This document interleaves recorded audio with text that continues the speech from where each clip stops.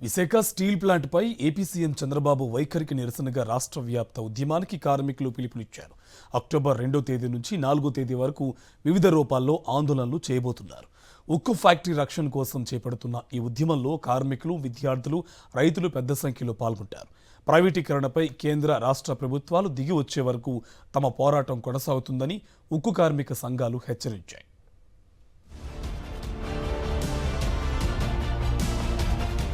ఎన్నికల్లో గెలిచి అధికారంలోకి రాగానే స్టీల్ ప్లాంట్ పై ముఖ్యమంత్రి చంద్రబాబు యూటర్న్ తీసుకోవడాన్ని కార్మిక సంఘాలు తీవ్రంగా నిరసిస్తున్నాయి. సీఎం వైఖరిని ఖండిస్తూ మరోసారి ఉద్యమానికి కార్మికులు సిద్ధమవుతున్నారు. ఇప్పటికే 1315 రోజుల నుంచి నిరంతరాయంగా రిలే నిరాహార దీక్షలను కొనసాగిస్తున్నారు. కూటమి అధికారంలోకి వచ్చిన తరువాత స్టీల్ ప్లాంట్ ప్రైవేటీకరణ ఆగుతుందని భావించిన కార్మికులకు తీవ్ర నిరాశే మిగిలింది. స్టీల్ ప్లాంట్ ను ఆదుకుంటామని హామీ ఇచ్చిన CM Chandrababu, deputy CM Pawan Kalyan చేతులెత్తేశారు.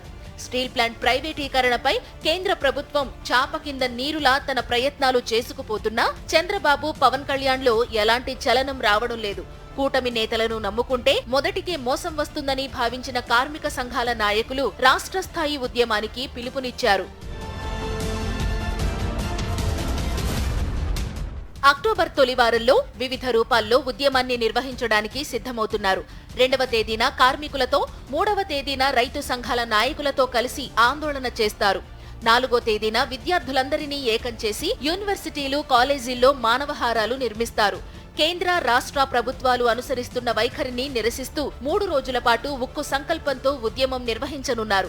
ఈ నెల 10వ తేదీన రాష్ట్ర వ్యాప్తంగా రాస్తారోకోలు, నిరసన కార్యక్రమాలను విజయవంతంగా స్టీల్ ప్లాంట్ కార్మికులు నిర్వహించారు. ప్రభుత్వం ఎన్ని ఇబ్బందులు పెట్టినా, పోలీసులు ఎన్ని ఆంక్షలు పెట్టినా, కార్మికులకు నోటీసులు అందించినా ఏమాత్రం వెనక్కి తగ్గలేదు.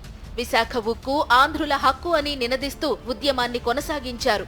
పోలీసులు అరెస్టులు చేసినా కార్మికులు ఏమాత్రం వెనక్కి తగ్గలేదు. ఇటీవల కాలంలో చంద్రబాబు వ్యవహార శైలిని చూస్తే స్టీల్ ప్లాంట్ ప్రైవేటీకరణకు అనుకూలంగా ఉన్నారనే భావన కనిపిస్తున్నదని కార్మికులు చెబుతున్నారు. అధికారంలోకి రాకముందు విశాఖ స్టీల్ ప్లాంట్ సెంటిమెంట్తో కూడుకున్నదని మాట్లాడిన చంద్రబాబు అధికారంలోకి వచ్చిన తరువాత సెంటిమెంట్ అనే పదాన్ని వాడవద్దంటూ హుకుం జారీ చేయడంపై మండిపడుతున్నారు. స్టీల్ ప్లాంట్ సెంటిమెంట్ గురించి మాట్లాడవద్దు అంటే చంద్రబాబు స్టీల్ ప్లాంట్ ప్రైవేటీకరణకు అంగీకరించడమే అని కార్మిక సంఘాలు అంటున్నాయి.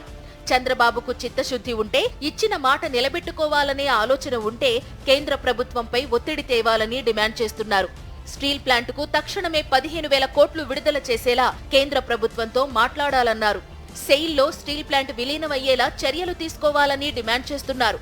అన్ని పార్టీలతో కలిపి అఖిల పక్షాన్ని ఏర్పాటు చేసి ఢిల్లీ తీసుకువెళ్లాలని రాష్ట్ర ప్రభుత్వాన్ని కోరుతున్నారు. కేంద్రంలో ఉన్న ఎన్డీఏ ప్రభుత్వంలో టీడీపీ కీలక భాగస్వామిగా ఉంది. టీడీపీ మద్దతు లేకపోతే మోదీ ప్రభుత్వం కొనసాగే ఛాన్స్ లేదు. స్టీల్ ప్లాంట్ ను ప్రైవేటీకరణ చేయొద్దని ప్రధాని మోదీకి సీఎం చంద్రబాబు ఒక్క మాట చెబితే ఆగిపోతుందని అంటున్నారు. తెలుగు ప్రజల ఆత్మ గౌరవాన్ని కించపరిచే విధంగా కూటమి నేతలు వ్యవహరిస్తే ఉద్యమాన్ని మరింత ఉధృతం చేస్తామని కార్మిక సంఘాల నేతలు హెచ్చరిస్తున్నారు.